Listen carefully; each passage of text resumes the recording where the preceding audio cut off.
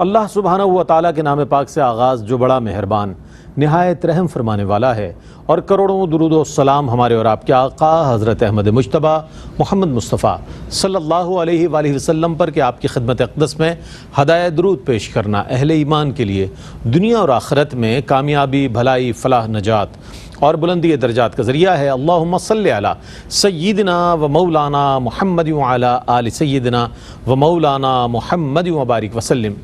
ناظرین محترم السلام علیکم ورحمۃ اللہ وبرکاتہ۔ میں ہوں آپ کا میزبان محمد رئیس احمد، اور پیش کیا جا رہا ہے پروگرام روشنی سب کے لیے۔ پیر، منگل، بدھ یہ سلسلہ جاری و ساری رہتا ہے، اور اس ہفتے انتہائی اہم موضوع یعنی قرآن اور تصور توحید پر بات ہوئی۔ دونوں پروگرامز میں بہت جامع و معنی گفتگو فرمائی دونوں ہمارے اسکالرز نے، اور آج بھی انشاءاللہ اسی موضوع کو کنٹینیو کریں گے۔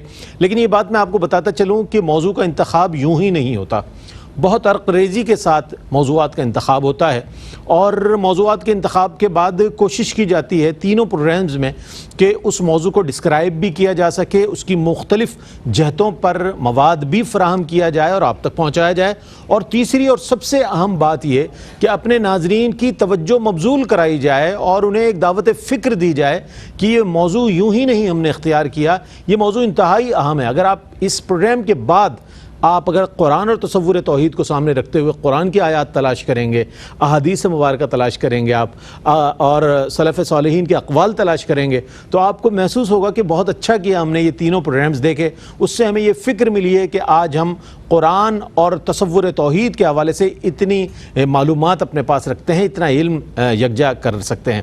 تو اصل میں بنیادی طور پر یہ ایک دعوت فکر دینے کا پروگرام ہے کہ جس میں موضوع کو ڈسکرائب کرنے کے لیے علماء حضرات کی خدمت میں سوالات پیش کیے جاتے ہیں۔ آج بھی انشاءاللہ اس حوالے سے بات ہوگی۔ انسان کی فطرت ہی ہے کہ فضائل کے معاملے میں یقیناً وہ اپنا ایمان بھی رکھتا ہے، یقین بھی رکھتا ہے یقیناً اس چیز کے اتنے فضائل، اس کے اتنے فضائل، اس کے، لیکن فضائل کے ساتھ ساتھ اگر فوائد بتا دیے جائیں تو پھر زیادہ میلان بڑھ جاتا ہے کہ جناب زیادہ رجحان بڑھ جاتا ہے کہ اس کے تو فوائد بھی اتنے ہمیں تو معلوم ہی نہیں تھا، ہم تو سمجھ رہے تھے صرف اجر و ثواب ہے۔ اچھا، اجر و ثواب بھی بنیادی طور پر ثمرات کی صورت میں ہی ملتا ہے، لیکن ہم جہاں فائدے کی بات آ جاتی ہے اس کو زیادہ توجہ سے سنتے ہیں کیونکہ اس میں فائدہ نظر آ رہا ہوتا ہے۔ پھر آج کے اس پروگرام میں ہم شرک کی نفی کے حوالے سے ہی بات کریں گے۔ علامہ لیاقت حسین اظہری صاحب ممتاز و معروف عالم دین تشریف فرمائیں، انشاءاللہ ان کی خدمت میں سوالات پیش کریں گے۔ السلام علیکم ورحمۃ اللہ وبرکاتہ۔ اور میرے بائیں جانب تشریف فرما ممتاز و معروف عالم دین علامہ مفتی محمد آصف صاحب تشریف فرمائیں۔ السلام علیکم ورحمۃ اللہ وبرکاتہ۔ ماشاءاللہ حال ہی میں کشمیر کی ٹھنڈی فضاؤں سے تشریف لائے ہیں تو میں آپ کا خیر مقدم کرتا ہوں۔ جانے سے پہلے بھی آپ نے ایک پروگرام کیا میرے ساتھ، اور آنے کے فوری بعد ماشاءاللہ پروگرام میں تشریف فرما ہے۔ اللہ تعالیٰ نے یہ سفر خیر خوبی سے طے فرمایا آپ کا۔ اچھا علامہ صاحب، ہم یہ جاننا چاہیں گے کہ تصور توحید کے حوالے سے اس کے فضائل اور ثمرات و فوائد کے حوالے سے میں چاہتا ہوں گفتگو فرمائیں۔ بہت شکریہ رئیس بھائی۔ الحمدللہ الذی کفی وسلام علی عبادہ الذین اصطفی۔ اعوذ باللہ من الشیطان الرجیم، بسم اللہ الرحمن الرحیم۔ قل هو اللہ احد اللہ الصمد لم یلد ولم یولد ولم یکن لہ کفوا احد۔ صدق اللہ مولانا العظیم۔ رئیس بھائی، بہت بڑا موضوع ہے اور بہت بڑا ٹاپک ہے۔ یقین الحمد سے لے کر والناس تک آپ دیکھیں، رب کائنات نے قرآن مجید فرقان حمید کے اندر اپنی وحدانیت کا، توحید کا ذکر کیا ہے، اور حضرت آدم علیہ السلام سے جو نبوت و رسالت کا سلسلہ، پیغام کا، وحی کا سلسلہ شروع ہوا اور آقا دو جہاں صلی اللہ علیہ وسلم مکمل ہوا، تمام انبیاء کرام کی بنیادی یہی دعوت تھی، توحید کی دعوت تھی کہ اللہ تبارک و تعالیٰ کی عبادت کرو اور خدا وحدہ لا شریک کے سوا کسی کی بھی عبادت نہ کرو۔ سب سے پہلا پیغام، سب سے پہلا میسج اور سب سے پہلی یہی دعوت ہوتی تھی۔ بے شک۔ اور سورہ اخلاص کے اندر بھی خاص طور پر یہ پوری کی پوری سورت جو ہے یہ سورہ توحید ہے، سورہ اخلاص ہے، اور یہ بھی رب تبارک و تعالیٰ نے اپنے محبوب سے فرمایا کہ حبیب آپ اپنی زبان سے فرما دیں، قل کہہ کے اپنی بات بھی لب سے تیرے، سبحان اللہ۔ آپ فرما دیجئے کہ وہ اللہ ایک ہے، بے شک، وہ بے نیاز ہے، بے شک، نہ وہ کسی کی اولاد ہے اور نہ اس کی کوئی اولاد ہے۔ وَلَمْ يَكُنْ لَهُ كُفُوًا أَحَدٌ، اس کا کوئی کف نہیں ہے، اس کا کوئی ہمسر نہیں ہے کسی بھی اعتبار سے۔ وہ اپنی ذات میں، اپنی صفات میں، ہر چیز کے اندر یکتا ہے، اور یہ اتنا بنیادی عقیدہ ہے رئیس بھائی ہمارا کہ جس کے بغیر کوئی بھی چیز آگے چل سکتی ہی نہیں ہے. ممکن ہی نہیں ہے. یہ عبادات، یہ نمازیں، یہ حج، یہ روزے، یہ ساری کی ساری چیزیں، سب کی چیزیں بات کی ہیں. سب سے پہلے جو ہے کہ لا الہ الا اللہ، کوئی الہ نہیں ہے، کوئی معبود نہیں ہے اللہ تبارک و تعالیٰ کے سوا. اور نبی کریم صلی اللہ علیہ وسلم جو ہے اللہ تبارک و تعالیٰ کے رسول ہیں. تو کلمے کی بنیاد کا اس کا پہلا جز بھی یہی ہے کہ انسان تمام معبودان باطلہ کا انکار کر کے خدا وحدہ لا شریک کو مانے. لو کان فیہما آلہۃ الا اللہ لفسدتا، اگر ایک سے زائد خدا ہوتے تو فرمایا فساد واقع ہو جاتا. وَإِلَٰهُكُمْ إِلَٰهٌ واحد، فرمایا کہ وہ خدا وحدہ لا شریک ہے. تمام انبیاء کرام کا بھی ذکر کر کے رب تبارک و تعالیٰ نے یہی فرمایا کہ سب نبیوں کو بھی ہم نے یہی وحی کی، اور اے حبیب ہم آپ کو بھی یہی وحی فرما رہے ہیں. تو توحید سب سے بنیادی چیز ہے. اننی انا اللہ لا الہ الا انا فاعبدنی. اللہ اکبر. فرمایا کہ میں خدا وحدہ لا شریک ہوں، میں الہ ہوں. اور یہ وہ مبارک آیت کریمہ ہے سورہ طٰہٰ کی جو سیدنا عمر فاروق رضی اللہ تعالیٰ نے پڑھی، اور پڑھ کر جو ہے آقا دو جہاں صلی اللہ علیہ وسلم کی بارگاہ کے اندر. سبحان اللہ سبحان اللہ اللہ اللہ. توحید کے فوائد کا آپ نے خاص طور پر ذکر کیا. دیکھیں توحید کا فائدہ ایک تو سب سے بڑا یہ ہے کہ جب بندہ اللہ تبارک و تعالیٰ کی وحدانیت کو مانتا ہے دل و جان کے ساتھ، اور اس کا یقین ہوتا ہے، تو اس کی زندگی کے اندر ایک غیرت و حمیت پیدا ہوتی ہے. اس کی زندگی کے اندر ایک توکل پیدا ہوتا ہے. اس کی زندگی کے اندر جو ہے وہ ایک خودی پیدا ہوتی ہے کہ میں کسی کے سامنے سجدہ ریز نہیں ہوں گا، میں کسی کے سامنے نہیں جھکوں گا، بلکہ میں جو کچھ مانگوں گا، جو کچھ عرض کروں گا اپنے مالک و مولا سے مانگوں. بے شک بے شک. تو انسان کے عمل کے اندر، انسان کے کردار کے اندر جو ہے ایک خودی پیدا ہوتی ہے، استقامت پیدا ہوتی ہے. ان الذین قالوا ربنا اللہ ثم استقاموا تتنزل علیہم الملائکہ. فرمایا یہ تبھی ہوتا ہے کہ جب انسان اپنے مالک و مولا کو وحدہ لا شریک دل و جان سے مانتا ہے. دوسرا، انسان کے اندر عاجزی بھی پیدا ہوتی ہے. جہاں انسان کے اندر خودداری پیدا ہوتی ہے تو لگتا ہے کہ خودداری کے ذریعے کہیں تکبر تو نہیں آ رہا. فرمایا نہیں، یہی توحید انسان کے اندر عاجزی بھی پیدا کرتی ہے کہ نہیں مجھے زیبا نہیں ہے کہ میں تکبر کروں. المتکبر میرا مالک و مولا ہے، وہ خدا وحدہ والخالق البارئ المصور له الاسماء الحسنى. فرمایا وہ متکبر ہے، بندے کو زیبا نہیں ہے کہ بندہ تکبر کرے. تو اس کی ذات کے اندر عاجزی بھی آتی ہے اور اس کی ذات کے اندر خودی بھی پیدا ہوتی ہے. کیا بات. دوسرا، جتنا زیادہ عقیدہ توحید انسان کا مستحکم ہوتا ہے کہ انسان ہر چیز کو اللہ تبارک و تعالیٰ کی طرف منسوب کرتا ہے کہ خیر و شر کا مالک اللہ تبارک و تعالیٰ ہے. وہ جس کو چاہتا ہے خیر عطا فرماتا ہے، جس کو چاہتا ہے وسیع روزی دیتا ہے، جس کے لیے چاہتا ہے تنگ کر دیتا ہے. تو فرمایا کہ انسان کے اندر توکل پیدا ہوتا ہے. انسان کے اندر توکل پیدا ہوتا ہے اس کی عملی زندگی کے اندر. اس کو پھر کوئی، یہ جتنے ہمارے بزرگان دین ہیں، خواجگان، خواجہ غریب نواز، حضور پیران پیر، آپ دیکھیں کہ یہ توحید کے اس منصب پر فائز تھے کہ کسی چیز کا کھونا یا کسی چیز کا ملنا ان کے نزدیک کچھ بھی نہیں ہوتا. اس لیے کہ اتنے مضبوط قسم کے موحد تھے یہ لوگ. ان کو پتا تھا کہ جو کچھ دینے والی ذات ہے اللہ، پورے کے پورے جو ہے جہاز ڈوب گئے سامان کے، کہا کوئی پرواہ نہیں، دینے والی ذات وہ ہے، لینے والی ذات وہ ہے. تو انسان کے اندر جتنا عقیدہ توحید اس کا مضبوط ہوگا، اس کی زندگی کے اندر توکل پیدا ہوگا. تیسرا عقیدہ توحید کا فائدہ یہ ہوتا ہے کہ انسان عمل کے اندر مضبوط ہوتا ہے، کیونکہ وہ خدا وحدہ لا شریک کو مانتا ہے، اس کی وحدانیت کو مانتا ہے، اور اس کو یہ پتا ہوتا ہے کہ مجھے اللہ کی بارگاہ کے اندر جا کر حساب کتاب دینا ہے، کھڑے ہونا ہے. تو وہ عملی اعتبار سے کمزور نہیں ہوتا ہے. جتنے بھی گنتے جائیں فوائد توحید کے اور وحدانیت کے اور واحد کے، اللہ اکبر، اس کی کبھی نہیں. اور ایک میں جملہ کہوں گا، آپ قرآن پاک فرقان حمید کو دیکھیں، الحمد سے لے کر والناس تک جو ہے، خاص طور پہ جو مکی صورتیں ان کے اندر بار بار شرک کا رد کیا گیا ہے، توحید کے بارے میں ذکر کیا گیا ہے. لیکن سورہ فاتحہ ساری کی ساری آپ دیکھیں کہ اللہ تبارک و تعالیٰ کی وحدانیت کی طرف لے کے الحمدللہ رب العالمین. تمام تعریفیں اس رب کے لیے جو رب العالمین ہے، سب کا پالنے والا ہے. یہ بھی دیکھیں اس کے اندر بھی توحید ہے کہ کسی کی ذاتی تعریف نہیں ہے. تعریف اگر ذاتی ہے، وصف اگر ذاتی ہے، ابدی ہے، تو وہ مالک و مولا کا ہے. فرمایا کہ وہ رحمان ہے، وہ رحیم ہے، مالک یوم الدین ہے، روز جزا کا مالک اس دن. لمن الملک اليوم، آج کس کی بادشاہ؟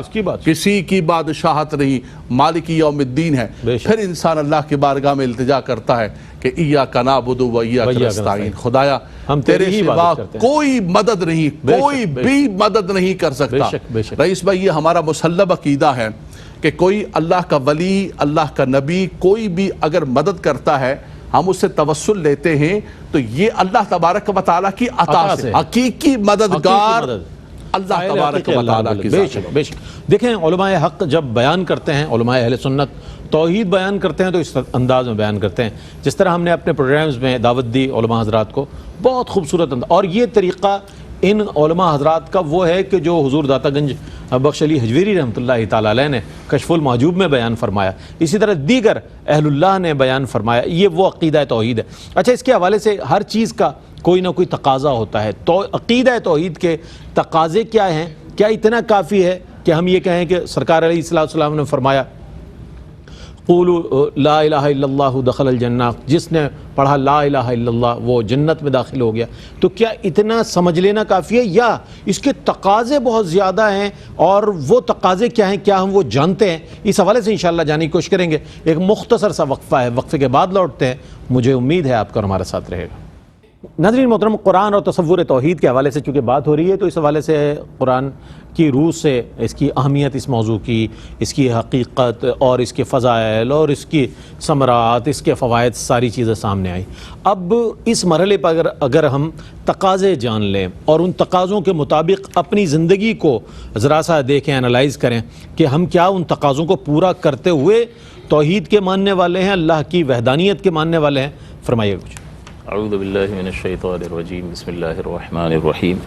دیکھیں، جب انسان اللہ تبارک و تعالیٰ کی وحدانیت کا اقرار کرتا ہے تو وہ ایمانیات ثلاثہ کا گویا کہ اقرار کر رہا ہوتا ہے کہ اللہ تعالیٰ خالق کائنات ہے، ہمارا خالق و مالک ہے، اور حضور صلی اللہ علیہ وسلم اس کے نبی ہیں، اور آخرت کا اعتقاد. تو یہ ایمانیات ثلاثہ پر اس کا اعتقاد جازم ہوتا ہے. لیکن صرف لا الہ الا اللہ کہہ دینا انسان کو ضرور اسلام میں داخل کر دیتا ہے، لیکن یہیں بات ختم نہیں ہو جاتی، بلکہ یہاں سے تو اب ابتدا ہوتی ہے کہ اب تقاضۂ ایمان شروع ہو جائے گا. اور اس ایمان کے یعنی اللہ تعالیٰ کی ذات پاک پر کہ جس کو وحدہ لا شریک تسلیم کیا، جس کو خالق کائنات مانا، ہر نفع کا پہنچانے والا اور ہر امتحان میں مبتلا فرمانے والی وہی ذات وحدہ لا شریک ہے. تو جب یہ تسلیم کر لیا، کوئی شک ہی نہیں، اس کا تقاضا یہ ہے کہ انسان کو پھر یہ جاننا چاہیے کہ اللہ تبارک و تعالیٰ پر اس طرح سے ایمان لائے، اس کی وحدانیت پر، اس کی ذات پر، جیسا کہ اس نے اپنی صفات کو ذکر فرمایا. یعنی اللہ تعالیٰ کی ذات کے بارے میں تو ہم کچھ بھی نہیں جان سکتے، اس لیے کہ رحمت دو عالم صلی اللہ علیہ وسلم نے کچھ بیان نہیں فرمایا، اور ہمیں منع فرمایا کہ اللہ کی ذات میں غور نہ کرو، بلکہ اللہ تعالیٰ کی صفات میں غور کر کے اس کی پہچان حاصل کرو. اس کی رزاقیت کو دیکھو اور عقلیں حیران ہو جاتی ہیں کہ یہ جو فوڈ کا ڈسٹریبیوشن جو چین ہے وہ انسان کی عقلوں کو حیران کر دیتا ہے کہ ایک اندھیری غار میں، ایک پہاڑ کے اندر، ایک پتھر کے نیچے ایک کالا کیڑا ہے، اس کو بھی وہ رزق پہنچاتا ہے. تو اللہ تبارک و تعالیٰ کی صفات کمالیہ کو جاننے کی ضرورت ہے کہ وہ کیسا ہے. جب وہ جان جائے گا تو پھر مرکزیت حاصل ہوتی ہے کہ ہر اعتبار سے انسان اسی طرف رجوع کرتا ہے.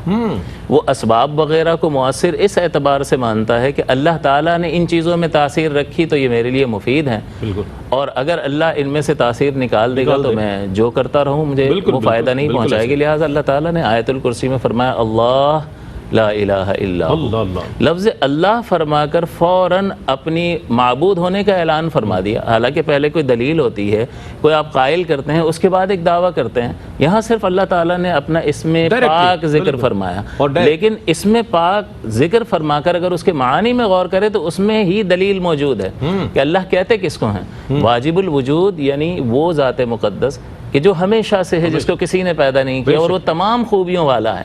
اب ہم پوری کائنات میں غور کرتے ہیں تو نہ ہمیں کوئی واجب الوجود اللہ کے سوا دوسرا نظر آتا ہے، اور نہ ہی تمام خوبیوں والا نظر آتا ہے، بلکہ اگر کسی کو کوئی وجود حاصل ہوا یا کسی شے کے اندر کوئی کمال موجود ہے تو اس خالق کائنات کے امر کن کا یہ فیض ہے۔ تو اللہ فرمایا اگر اللہ لفظ کی جگہ اس کا معنی رکھ لو کہ واجب الوجود تمام صفات کمال کا جامع، تو ثابت ہو گیا کہ لا الہ الا ہو، اس کے سوا کوئی عبادت کے لائق نہیں ہے، کیونکہ ایسا کوئی ہے ہی نہیں۔ اور عبادت اقصی غایت التعظیم والتذلل کا نام ہے کہ اپنے لیے انتہائی عاجزی کے پہلو کو اختیار کرنا اور سامنے والے کے لیے انتہائی تعظیم کہ اس کے بعد تعظیم کا کوئی درجہ نہ ہو۔ انتہائی تعظیم اسی کے لیے ہو سکتی ہے کہ جو واجب الوجود اور تمام صفات کمال کا جامع ہو، اور اس کے بعد اللہ تعالیٰ نے اپنا ذکر فرمانے کے بعد، اپنے معبود حقیقی ہونے کا ذکر فرمانے کے بعد یہ معرفت فراہم کی کہ توحید کا تقاضا یہ ہے کہ اللہ کو حی مانو، الحی۔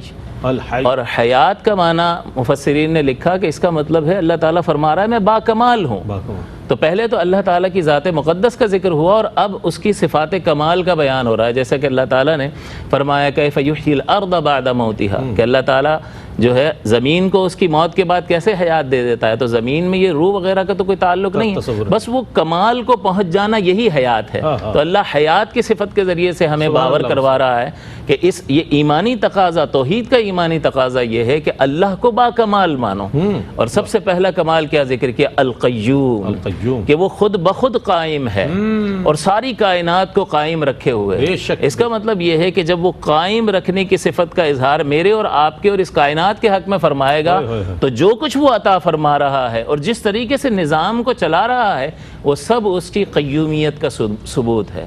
تو اللہ تبارک و تعالیٰ کی ذات پر ایمان لانے کے بعد بندے کو چاہیے کہ اس کی صفات میں غور کرے اور اس کی صفات کا باقاعدہ علم حاصل کرے، جس سے اسے مرکزیت حاصل ہوگی کہ اس کے سوا کوئی مشکل کو حل کرنے والا نہیں ہے، اس کے سوا کوئی عطا کرنے والا نہیں ہے۔ اگر وہ کچھ پہنچانا چاہے تو کوئی روک نہیں سکتا اور کچھ لینا چاہے تو کوئی اسے منع نہیں کر سکتا۔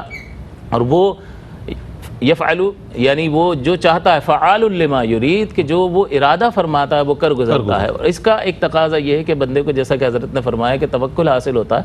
توکل کا مطلب یہ ہے کہ میرے اس وجود کو وہ باقی رکھے گا، میری ضرورت کو پورا کرے گا اور مجھے ہر مصیبت سے محفوظ رکھے گا۔ اور اب چاہے اس کے لیے کسی وسیلے کو مقرر کرے یا ویسے ہی بغیر وسیلے کے میرے وجود کو باقی رکھے اور میری ضروریات کو پورا کرتے ہوئے مجھے مصائب اور آلام سے بچا لے، وہ قادر مطلق ہے، کسی وسیلے کا محتاج نہیں ہے۔ اور آخری بات یہ کہ توکل کی مضبوطی کس طرح سے، توکل حاصل کیسے ہو جو ایمان کے تقاضے کو پورا کرتا ہوا دکھائی دے۔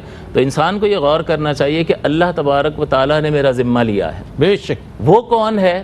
وہ عالم بھی ہے اور وہ قادر بھی ہے۔ وہ جانتا ہے کہ میرے بندے کو کیا ضرورت ہے، بے شک۔ اور جاننے کے بعد قدرت کی ضرورت ہوتی ہے۔ بہت ساری چیزیں ہم جانتے ہیں، کوئی مار کھا رہا ہے اس شخص کو ہم دیکھ رہے ہیں، لیکن علم ہونے کے باوجود ہم اس کی مدد نہیں کر سکتے۔ تو وہ عالم بھی ہے، جانتا ہے بندے کو کیا ضرورت ہے، اور وہ قادر مطلق بھی ہے۔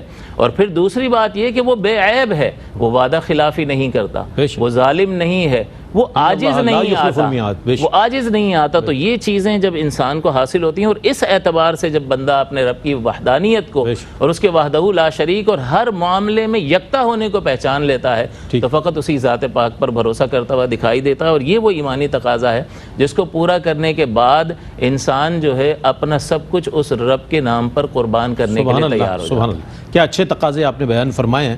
اس کے لیے ضروری یہی ہے کہ ہم اللہ کی ذات نہیں بلکہ اس کی صفات جو ہمارے سامنے موجود اس کے اسماء مبارکہ کی صورت میں اس پر غور کریں اور اللہ کی تعریف بیان کریں۔ اچھا، ہمارے ہاں ایک چیز ہے کہ علامہ صاحب آپ بھی یقیناً توجہ فرمائیں گے کہ معمولی سی بات پر محبت ہو جائے، وہ محبت عقیدت میں تبدیل ہو جاتی ہے اور وہی عقیدت جو ہے ہمارا عقیدہ بن جاتا ہے۔ اچھا، پھر اس میں ہمیں یہ خیال نہیں رہتا کہ ہمارا یہ عمل شرک کے قریب جا رہا ہے، یہ شرک سے گزرتا ہوا جا رہا ہے، ہم اسے عقیدت ہی کا نام دیتے ہیں، ہم اسے عقیدہ بنا لیا کرتے ہیں۔ کیا فرمائے گا اس حوالے سے کہ شرک کے دنیاوی اور اخروی نقصانات جو ہیں اس پر میں چاہتا ہوں اگر آپ گفتگو فرما دیں تو بہت سارے لوگ یقیناً اپنے اعمال اور افعال پر غور کریں گے اور دیکھیں گے کہ آیا ہم کہاں کہاں غلطیاں کر رہے ہیں۔ کیا فرمائیے گا؟ دیکھیں، شرک تو ایک ایسا گناہ ہے کہ ہر گناہ معاف ہو جائے گا، لیکن اگر کوئی بندہ شرک پر مرا ہے، ان اللہ لا یغفر ان یشرک بہ ویغفر ما دون ذلک، اللہ یہ تو رب کائنات نے اعلان فرمایا، یعنی زندگی کے اندر تو اگر اس کو اللہ تبارک و تعالیٰ نے توبہ کی توفیق نصیب فرمائی، جیسے کئی لوگ مشرک تھے لیکن اللہ تبارک و تعالیٰ نے ان کو توبہ نصیب فرمائی اور وہ مسلمان ہو گئے تو ختم ہو گیا سارے کے سارا۔ کوئی جو ہے چاند و سورج کی پوجا کرتا تھا، کوئی پتھروں کی پوجا کرتا تھا، کوئی کس کو پوجا کرتا تھا، لیکن اگر وہ بندہ شرک پر مر گیا، گناہگار ہونا ایک الگ چیز ہے لیکن مشرک ہونا ایک الگ چیز ہے۔ اگر وہ شرک پر مر گیا تو پھر تو اس بندے کی قرآن مجید نے فرمایا کہ کوئی بخشش و مغفرت نہیں ہے۔ اور شرک کے بارے میں حکیم لقمان نے سورہ لقمان کے اندر اپنے بیٹے سے سب سے پہلے یہی فرمایا کہ بیٹا میں تمہیں نصیحتیں کرتا ہوں بہت ساری، لیکن سب سے پہلی نصیحت یہ ہے کہ میرے بیٹے کبھی شرک نہ کرنا، اس لیے کہ ان الشرک لظلم عظیم، فرمایا شرک جو ہے وہ ظلم عظیم ہے۔ دیکھیں ظلم کہتے ہیں کہ وضع الشیء فی غیر محلہ، بالکل ایسے ہی، یہ امامہ ہے، اس کا مقام ہے سر، اس کو خدا نخواستہ اٹھا کے پاؤں میں رکھ دیں، جوتی کو اٹھا کے سر پہ رکھ لیں تو یہ ظلم ہے۔ ظلم۔ اسی طرح رب تبارک و تعالیٰ کا مقام ہے کہ رب تبارک و تعالیٰ کی بارگاہ کے اندر سجدہ کیا جائے، اس کو اپنا معبود مانا جائے، اس کو اپنا مسجود مانا جائے، اپنی آرزویں، تمنائیں، اپنی دعائیں ساری کی ساری اللہ تبارک و تعالیٰ کی بارگاہ کے اندر کی جائیں۔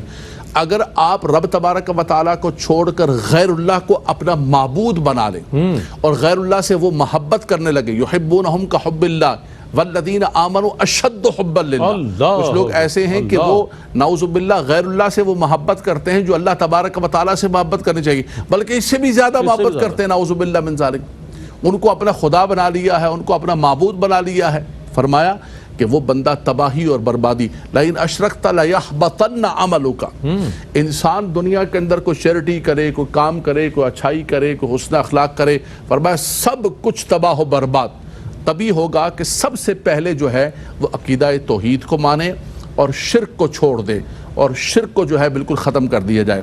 لیکن میں ایک بات کہوں گا ضمناً، اس طرح میں جانا نہیں چاہتا ہوں چونکہ عقیدہ توحید ہمارا موضوع ہے اور شرک کا ہم نے ابطال کرنا ہے، لیکن یہ بھی ہمارے یہاں ایک معمول بن گیا ہے کہ ہر چیز کو اٹھا کر جو ہے وہ شرک پر رکھ دیا جاتا ہے۔ بالکل ایسا ہے، دیکھیں من دون اللہ الگ چیز ہے اور اولیاء اللہ الگ چیز۔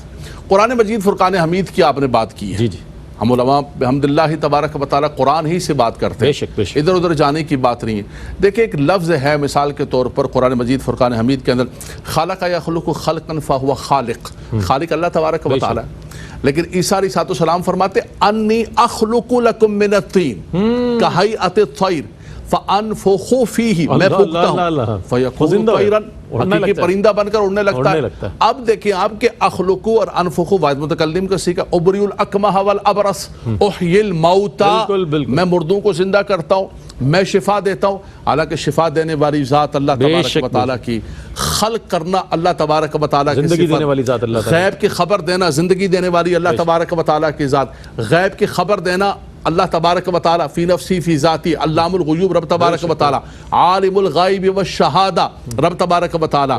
لیکن یہ ساری کی ساری چیزیں عیسیٰ علیہ السلام فرماتے ہیں انی اخلق انفخ احیی الموتى ابری الاکمہ، یہ کیسے ہو؟ اور یہ قرآن ہے، یہ کتاب توحید ہے، کوئی جھٹلا بھی نہیں سکتا، کتاب شرک تو ہے نہیں، ایسا تو نہیں ہو سکتا۔ دیکھیں اس کے اندر ایک جملے نے ساری کے سارا جھگڑا ختم کر دیا، جی فرمائیے، ساری فرقہ واریت ختم کر دی۔ اگر سارا فساد ختم کرنا چاہو، جو آنا چاہو، تو یہ آپ قرآن آپ کے پاس موجود ہے۔ آپ نے فرمایا انی اخلق لکم من الطین کہیئت الطیر فانفخ فیہ فیکون طیرا باذن اللہ، سارا جھگڑا اللہ کے حکم سے، ساری فرقہ واریت کو ختم کر کے رکھ دیا اگر باذن اللہ کو آپ پکڑ لیں۔ کیا بات ہے، ہمارا یہ عقیدہ ہے کہ جو بھی اللہ کا نبی ہے، اللہ کا ولی ہے، جس کے پاس جو قوت و طاقت ہے، وہ سب کچھ باذن اللہ کے تابع ہے۔ اب دیکھیں قرآن ہی کے اندر رب کائنات فرماتا ہے کہ ان اللہ کان علی کل شیء شہیدا، اللہ تبارک و تعالی شہید لفظ ویکون الرسول علیکم شہیدا، بالکل، ان اللہ بالناس لرؤوف الرحیم، اپنے محبوب کے لیے فرمایا بالمؤمنین رؤوف الرحیم۔ تو اب بعین ہی ایک ہی لفظ رب نے اپنے لیے استعمال فرمایا، اپنے محبوب کے لیے استعمال فرمائے اور قرآن کے اندر استعمال فرمائے۔ ایک چھوٹی سی وہی مثال ہے کہ باذن اللہ، کہ یہ جتنی صفات ہے حضور کی، یہ سب عطائی ہے۔ رئیس بھائی اگر اس کو امت پکڑ لے جو قرآن مجید تمام فرقان، اختلافات سارے اختلاف بالکل، ختم، بالکل۔ سارے جھگڑے جس پر تلواریں نکلی ہوئی ہیں، بندوقیں نکلی ہوئی بالکل ہیں ایسا ہی ہے۔ اور شرک کر کے جو ہے وہ گلوں کو کاٹا جا رہا ہے، وہ سب کچھ ختم ہو سکتا صحیح ہے فرمائی۔ اگر ختم کرنا چاہیں۔ بالکل، اگر آپ نے فرقہ واریت کو بیچنا ہوا ہے، دینی ہے، ہاں۔ اگر آپ نے ہوا دینی ہے تو پھر اور تو بہت آپ نے سودے اپنے اس پر چلانے ہیں ہاں، شرک کر کے، بالکل۔ تو پھر آپ چلاتے رہیے، چلاتے رہیے۔ ورنہ قرآن مجید فرقان حمید تو کتاب توحید ہے، سبحان اللہ۔ اس نے واضح کر دیا ہے کہ یہاں پر علامہ صاحب بات کو سبحان ختم۔ اللہ۔ اور نبی کریم صلی اللہ علیہ وسلم کی بخاری شریف کے حدیث پاک، اللہ کے نبی صلی اللہ علیہ وسلم نے فرمایا میں نے توحید کے پرچم کو اتنا بلند کیا ہے کہ واللہ ما اخاف علیکم ان تشرکوا باللہ شیئا ولکن اخاف علیکم ان تنافسوا بالمال۔ فرمایا خدا کی قسم اب مجھے خوف نہیں ہے کہ میری امت جو ہے وہ چاند کو سجدہ کرے گی، بتوں کو سجدہ کرے گی، کسی اور کو خدا بنا لے گی، ہاں ایک مجھے خوف ہے کہ میری امت دنیا داری کے اندر پڑ جائے گی۔ اور اس دنیا داری نے ایسا کر دیا کہ جس عرب سے اٹھا کر پھینکا تھا باہر، لا کر اسی دنیا داری کے بتوں کو لا کر دوبارہ کھڑا کر دیا۔ اور فرمایا افرأیت من اتخذ الہہ ہواہ، تم نے دیکھا ان لوگوں کو جنہوں نے خواہشات نفس کو الہ بنا لیا ہے، خدا بنا لیا۔ ہم نے ان خواہشات کو الہ بنا لیا، دنیا کو الہ بنا لیا۔ فرمایا کہ اس کو آپ ختم کر دیں، صرف یہ الہ یہ نہیں ہے کہ باہر آپ کسی چیز کو عبادت کریں، یہ جو آپ کے من کے اندر خواہشات ہیں کہیں ان کو بھی آپ خدا نہ بنا بیٹھیں۔ بہت عمدہ، بہت اچھے انداز میں مفتی علامہ صاحب نے جو ہے قرآن کی آیات بینات کو سامنے رکھتے ہوئے ایک ایسا ٹرانسپیرنٹ عقیدہ پیش فرمایا جو قرآن کی روح سے ہمیں مل رہا ہے، اور اگر جس پر امت متحد ہو جائے تو بہت سے اختلافات دور ہو سکتے ہیں۔ وَاعْتَصِمُوا بِحَبْلِ اللَّهِ جَمِيعًا وَلَا تَفَرَّقُوا فرمایا اسی لیے گیا۔ ایک مختصر سا وقفہ ہے، وقفے کے بعد لوٹتے ہیں، مجھے امید ہے آپ کا اور ہمارا ساتھ رہے گا۔ ناظرین آپ کا خیر مقدم ہے، قرآن اور تصور توحید ہمارا موضوع ہے، اور ابو الانبیاء حضرت سیدنا ابراہیم علیہ السلام کے حوالے سے ہم بات کریں گے، کس طرح آپ نے شرک کی نفی فرمائی اور توحید کا اس بات بیان فرمایا، اس اور قرآن کی روشنی میں قرآن کریم میں ایسا لگتا ہے کہ مکالمہ ہو رہا ہے اور ڈائیلاگز ایسا محسوس ہوتا ہے مفتی صاحب کہ اس میں موجود ہیں، اگر ہم پڑھیں اس کو اور اس کے قریب جائیں، سمجھنے کی کوشش کریں تو وہ تمام چیزیں ہمارے سامنے آتی ہیں۔ کیا فرمائیے گا اس حوالے سے؟ جی بالکل، اللہ تبارک و تعالیٰ نے اس کائنات کو بھی تخلیق فرما کر اور اپنے نبی کو بھیج کر اپنی وحی کے ذریعے سے اپنا اتمام حجت فرما دیا، اور ایسا کمال درجے میں فرمایا، اور اس سے بڑھ کر اتمام حجت کر کون سکتا ہے؟ وہ خالق کائنات ہے، اس کا کلام ایسا ہے کہ جس کی نظیر پیش نہیں کی جا سکتی ہے۔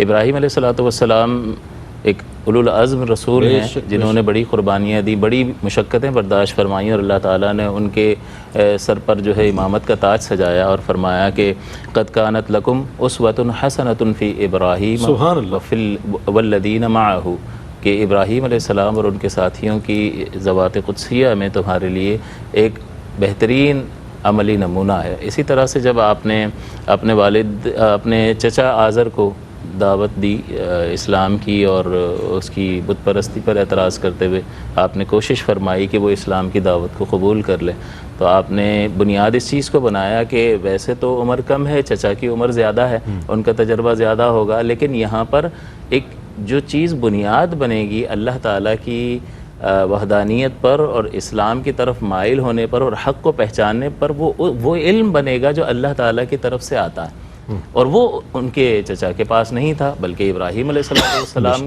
کا ربط اور تعلق اللہ تعالیٰ کے ساتھ تھا، اور وہ وحی آپ پر اترتی تھی۔ اس لیے آپ نے فرمایا کہ یا ابتی انی قد جاءنی من العلم ما لم یأتک، کہ میرے پاس ایک ایسا علم آیا ہے جو آپ کے پاس نہیں، فاتبعنی، لہٰذا اس علم کی بنیاد پر آپ میری اتباع کیجئے، اہدک صراطا سویا، تو میں آپ کو سیدھے راستے کی طرف رہنمائی کروں گا۔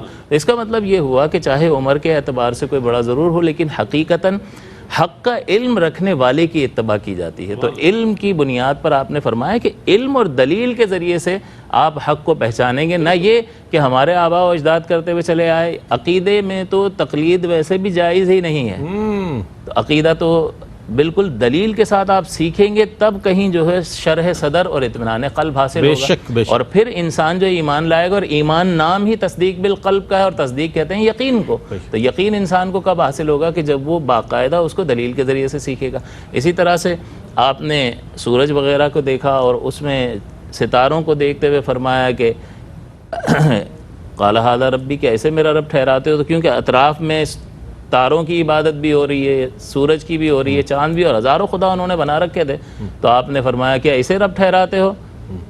وہ تو غروب ہو گیا اور میں غروب ہونے والوں کو پسند نہیں کرتا. اسی طرح سے قمر کے بارے میں فرمایا, اسی طرح سے سورج کے بارے میں فرمایا, اور ایک عقیدہ واضح کر دیا کہ یہ ساری چیزیں تو تغیر کو قبول کر رہی ہیں, بالکل تبدیلی کو قبول کر رہی ہیں, اور اللہ تبارک و تعالیٰ تبدیلی کو قبول کرتا ہی نہیں ہے, بالکل وہ تو تغیر کو قبول نہیں کرتا. اگر اللہ کے لیے تغیر مانو تو اس کا مطلب یہ ہے کہ جس اسٹیٹس پر پہلے تھا اب تبدیل ہوا تو اعلیٰ درجے پر گیا یا پہلے سے ادنا درجے پر آ گیا.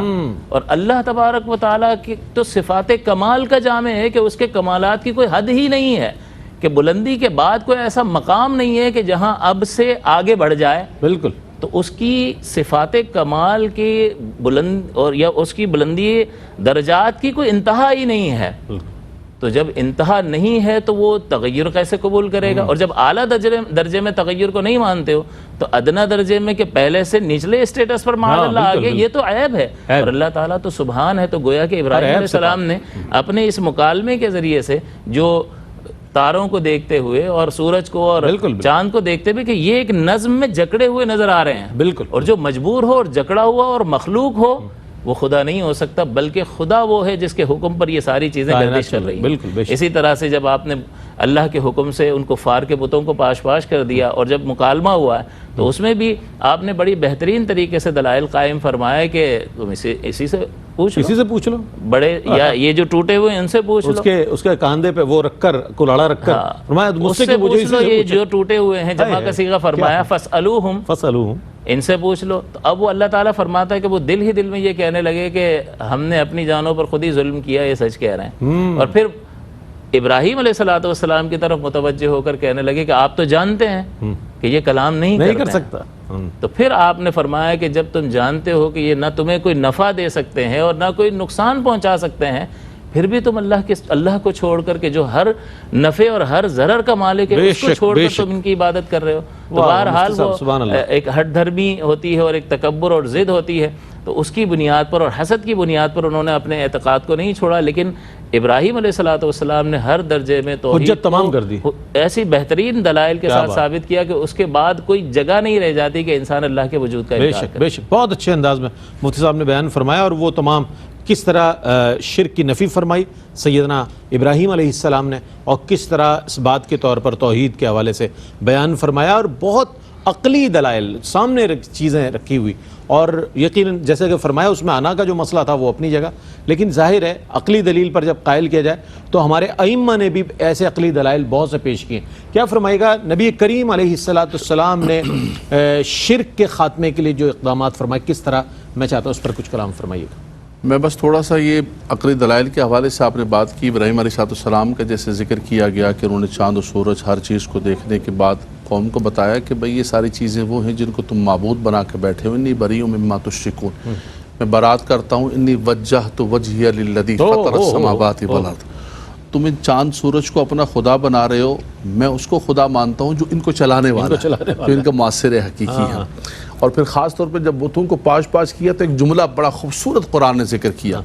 ایک لمحے کے لیے وہ لوٹ کر آ گئے اپنے من کی طرف, لیکن دوبارہ وہ گر گئے. تو آپ نے فرمایا, کہنے لگے کہ ابراہیم تمہیں پتہ ہے نا یہ سن سکتے ہیں نہ کچھ کر سکتے, تو آپ نے ایک جملہ فرمایا, آپ نے فرمایا اف لکم ولم تعبدون من دون اللہ افلا تعقلون. فرمایا اف ہے تمہارے لیے جب تمہیں پتہ ہے نا یہ سن سکتے ہیں نہ کچھ کر سکتے ہیں.